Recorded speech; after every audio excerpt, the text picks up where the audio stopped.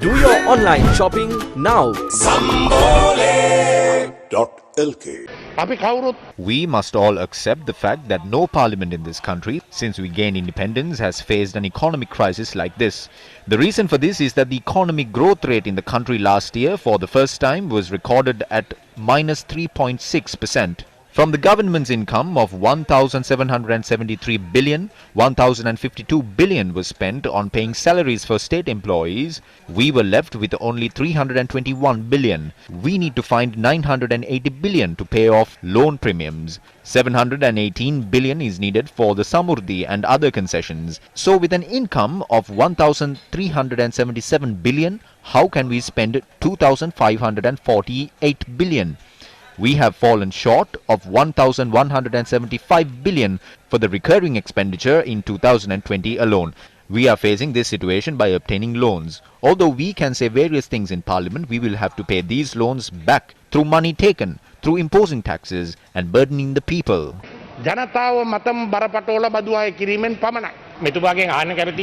Within a month of Gotabaya Rajapaksa coming into office, he gave tax concessions of 800 billion rupees.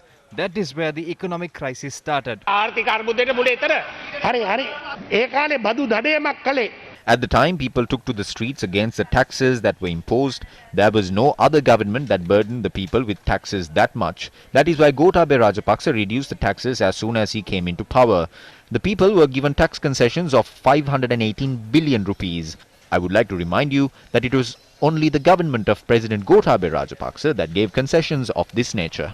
Gotabaya Rajapaksa anduwa pamanai කියන ටික මම තමුන්වහන්සේලාට මතක් කරනවා. Bandula Gunawardena මහත්මනි. Minister Bandula Gunawardena, although we increased taxes during our time, we reduced the prices of essential goods in 2015. What's the point of a government that cannot give her people coconut? The situation of the government is similar to a patient in the intensive care unit of a hospital. State Minister Nibad Cabral had lied to the Prime Minister and asked for money to be printed. Then money was printed. Then what happened? There was a man called John Law who escaped to France and advised King Louis like this, which resulted in France going bankrupt in the 1700s. He was the man responsible for France going bankrupt through money printing. Nibad Cabral is doing the same thing in Sri Lanka. It was Mahinda Rajapaksa who took the dollar above 100 rupees. Gotabaya Rajapaksa then came into power and sent it over 200 rupees in 2020 and 2021. If there was more time, they will take the rupee to above 300 against the dollar. It is shameful that the government cannot nab people like Zaharan or Arjuna Mahendran or even find the stocks of rice hidden by businessmen in the country. You should resign. You have no right to remain here. Today there is a massive shortage of dollars in the country. We have purchased enough sugar for the next 9 months and stocked it here in the country. Instead of purchasing as usual every month, now it has been purchased 9 months in advance. We strengthened export companies through the previous budget. We implemented this program as a government. But what has happened now? These people are not bringing all the dollars that they earn back to the country. That is the reason for this shortage of dollars. They are stopping the dollars from coming into the country so that they can increase their income through the rise in the value of the dollar. I would like to urge the central bank to implement a proper program and bring down these dollars into Sri Lanka. This situation is a result of amending the Foreign Exchange Control Act. We were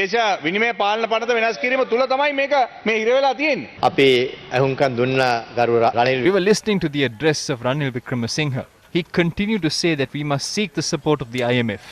I believe that if he was in power, he would have done that. But we saw what happened when we went to the IMF previously. We were handed an economy that was slowly sliding down the abyss. The depreciation of the rupee caused our foreign debt to increase by 1,772 billion rupees. The interest rates of sovereign bonds increased from 5.8 to 7.8. These are the details. The foreign reserves were supposed to have 18 billion, but we were only given 7 billion. We had to do all of these things with this 7 billion. The government does have financial challenges.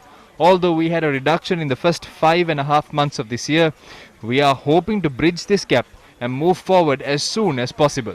පුළුවන් තරම් ඉක්මනින් ඒ අඩුවත් පියවගෙන ඉදිරියට යන්නට තමයි බලාපොරොත්තු වෙන්නේ. දැන් මම අහගෙන මගේ මිත්‍ර Dayasiri මන්ත්‍රීතුමා My friend Minister Dayasiri Jayasekara said that one of the main reasons for the dollar shortage in the country is the fact that businessmen are not bringing back their dollars into the country.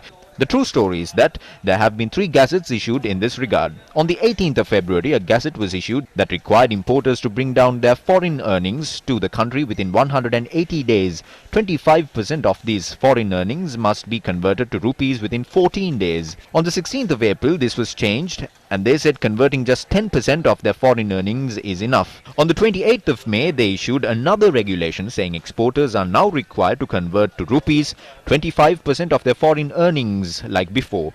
Now, these regulations are in force. So if ministers are saying that exporters not bringing their foreign earnings to the country is the issue, that is not correct. According to the website of the central bank, the buying rate of the dollar is at 198 rupees and the selling price of the dollar is at 203 rupees.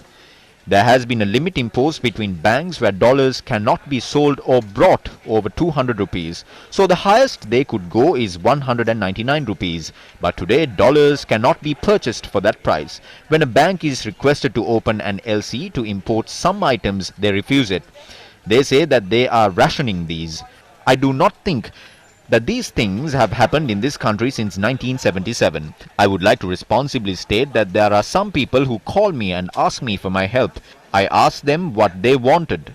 He said I have 2 containers at the port and I am asking my bank to give me dollars from my account, but they are refusing to do that and the bank is asking him to get the dollars from somewhere else. So he is asking me from where else he can get dollars. What is the real value of a dollar? The banks are asking the private sector to go to foreign countries and get dollars as a loan because there is an issue in getting dollars from the government. In the black market today, dollars are being purchased at 212 rupees. Dollars are sold for 216 rupees. I just checked an hour ago, the dollar swap is going at minus 540 for 2 months. What does that mean? In the interbank market, a dollar is purchased at 199 rupees and 99 cents. It is taken under a swap agreement. The swap agreement states that in 2 months, that is on the 23rd of August, that dollar will be sold back to the same person at 194 rupees. That means they expect the rupee to appreciate against the dollar by 5 rupees and 40 cents. I wonder how logical that is. Yesterday, a state bank made a similar dollar swap at minus 1,800. They purchased the dollar at 199.99 rupees and according to the agreement, on the 22nd of June 2022, that dollar will be sold back at 181.09 rupees. Who is the person that believes the dollar will appreciate 181 rupees in the next 12 months? So in a year, this bank will have to purchase dollars from the market at 216 rupees and we will have to sell it to the private bank at 182 rupees. So we will be losing 34 rupees per dollar. The money in these banks do not belong to the Secretary of the Treasury or anyone else. This is the people's money. The banking sector is in a crisis. We have no way of coming out of this situation by providing false information or claiming that you were the only ones who did it best. We need dollars. From where? And from who? We are getting $400 million from India, $200 million from Bangladesh, $700 million from the IMF. This is all right in short term, but in a year we have an expenditure of $7.8 billion. So I'll tell you what should be done now. We must restructure this debt. දැන් කළ යුතු දේ තමයි මේ ණය ප්‍රතිව්‍යුහගත කරගන්න. Restructure your debt. දැනට ආනයනකරුවන් විසින් ආනයනය කර ඇති භාණ්ඩ සඳහා දින 90ක් Even though 90 days have lapsed since the importers have brought down goods, the banks have failed to release the required money due to the shortage of dollars. Therefore, the trust of our importers have been lost. All the trade activities have been hampered as a result of this as well. This has become a huge issue for the importers in our country. I would like to know as to what this government would propose to address these issues of importers. කරන යෝජනාව හා ඔවුන්ට ලබා දෙන ශනික විසඳුම ගැන අපිට පැහැදිලි පිළිතුරක් ලබා දෙන්න කියලා. මම මහ බැංකුවේ අධිපතිතුමාට මේක යොමු කරලා මහ බැංකුව Even though 90 days have lapsed since the importers have brought down goods, the banks have failed to release the required money due to the shortage of dollars. Therefore, the trust of our importers have been lost.